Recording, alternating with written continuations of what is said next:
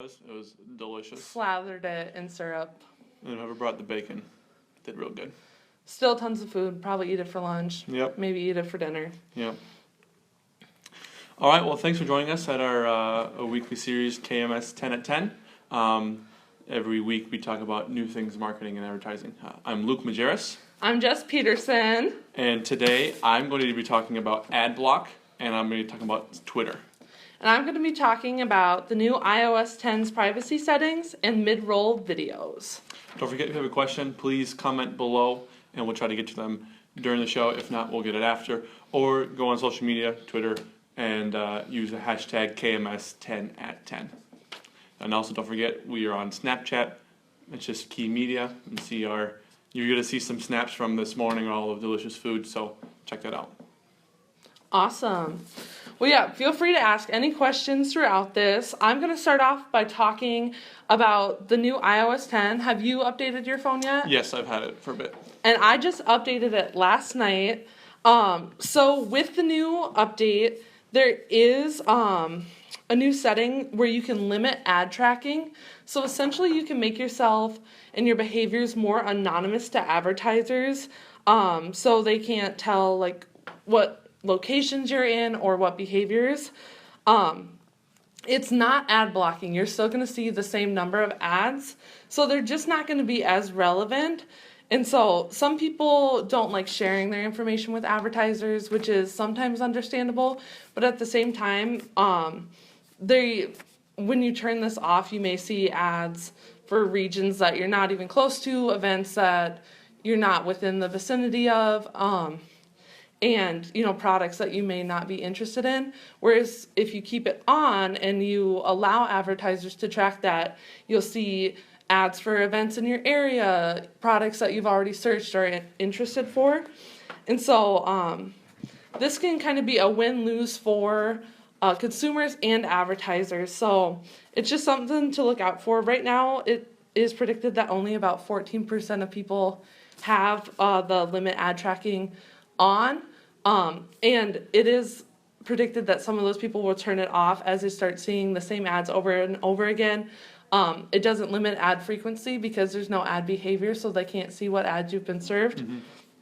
So just something to look out for, something to give a try if you're sick of seeing some ads, but at the same time, if you want relevant ads, I would go ahead and keep that on. Yeah, Apple is big on keeping the consumer, their privacy, because I know with the last operating system, they came out with that you can have ad blockers on your Safari browser. So I know they're big on trying to keep everyone's stuff private, but I don't know, we'll see. What do you guys think? Have you downloaded the new iOS 10? Have you turned on your ad tracking? Oh yeah, just what do you think about it in general? Like there's a bunch of changes, the big updates to iMessage, which is trying to make it more fun and more like Facebook Messenger and I know WhatsApp and stuff like that. So Bitmoji. You can make yourself an animation. That's pretty cool. Fun. All right, so I'm going to talk about AdBlock Plus. AdBlock Plus, it is just one of the many AdBlock extensions you can have on your web device. They're launching a new service that puts more ads on your screen, which originally the plan was AdBlock was going to not allow any ads on your screen. Now they change it to they'll allow some that aren't that intrusive or just that are relevant, but now they're changing it to you can actually select you can go through AdBlock Plus to place ads on certain websites, which is interesting because the whole premise of ad blocker is, people want to get rid of the ads. And it's just kind of making it they're becoming a gatekeeper and saying, all right, now people use this. If you want to show ads to them, you have to come through us, which the website will still get 80% of the profit, but AdBlock Pro will still get some kickback. Do you know what they count as an acceptable ad? Is it colors or what are they really trying to stop? I think it's like the big intrusive ones that might like pop up on your screen. I think they want to get rid of, or ones that completely overtake. I don't know what their definition of an intrusive ad is, but my thing is if people, because obviously not everybody has an ad blocker because not everybody cares, or if people already know that, or people already have an ad blocker, they're going to find out about this ad block plus doing this. So they're going to be smart to say, hey, I'm not going to use ad block plus anymore. I'm going to use one of the other hundreds of things out there that we can use. But And I think AdBlock Plus is trying to think of it on a way of like, okay, a lot of publishers like Wall Street Journal, New York Times have all said you can't see our content if you have AdBlock Plus on. So I think that that's their way to try to combat that too. yeah, well, yeah, and then they're realizing that, oh, well, this is actually a good way to make money for websites, and now they're like, oh, maybe we should show ads. So it's coming full circle. Yeah, I don't know. Interesting. Yeah. My third topic is mid-roll video. It is becoming increasingly popular as an alternative to both pre-roll, and then you may have seen a few times that there are some like end-roll videos. The audience is already captive and interested in the video, which is why it makes mid-roll video that much more effective and popular. I do know that I looked up this morning, and mid-roll videos right now have about a 90% completion rate compared to the 78% completion rate of pre-roll videos. And it also solves another problem of people watching videos without sound on. Mm-hmm. A lot of times people have their video muted until the ads are over, but mid-roll they're already going to have their sound on, listening to the content of that video, and so there's a better chance that they'll keep the sound on and listen to that advertisement. Just a few examples of when mid-roll has been being used. Facebook Livestream has introduced it in the past couple months. Snapchat has been interrupting just stories, and you'll see video advertisements that you can skip over within your story stream. And then I know you'll be talking about Twitter here in a minute, and they have mid-roll videos throughout those, like NFL live stream, Thursday night football games, and then just other longer video content online has that as well. So it's becoming popular. We'll see, if people kind of find a way around it or start, muting it or trying to ad block around it. But right now, it seems like a pretty effective way to use online video.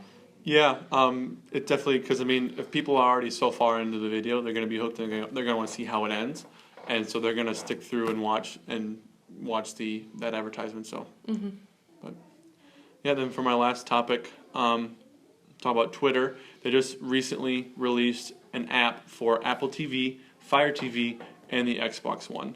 And their purpose for this is because just yesterday was the very first live stream of an NFL football game on Twitter. And I don't know about you, I checked it out, and you have this on the top of your screen. You have this is on my phone. You have the actual live stream of the game, and then you have tweets with certain hashtags, because it was the Bills and the Jets played. If it was a certain Thursday night football or one of the Bills or Jets tweets, it would show up in that timeline, and it wasn't just people that you followed. So it was really a good way to kind of connect and talk to people that you usually don't talk to.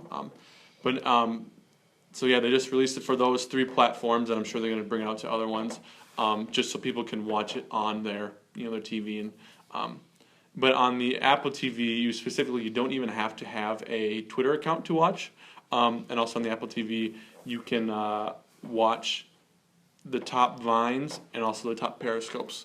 I think it'll be a little bit different when there's a football game on. I think people are probably going to watch a football game rather than check out the Vines and Periscopes. But it's just good for Twitter to keep bringing in new stuff, because I know they kind of slowed down for a little bit. So. Now, did you watch it on your phone, or do you have like an Apple TV that you streamed it onto? Well, I watched it on my actual TV through cable, but I just checked it on my phone and watched it that way. I also know that you can watch it on the website, like you have twitter.com on your actual computer. That's cool. You can watch it that way too. Cool. Does anyone else comment below if anyone watched it or at least checked it out? Let us know what you thought. Well, I believe that's all we have today. Don't forget, if you have any questions, please comment them below or use any of the social media, KMS 10 to 10. Another reminder, our Google event is it next week or is it 2 weeks? 2 weeks. 2 weeks.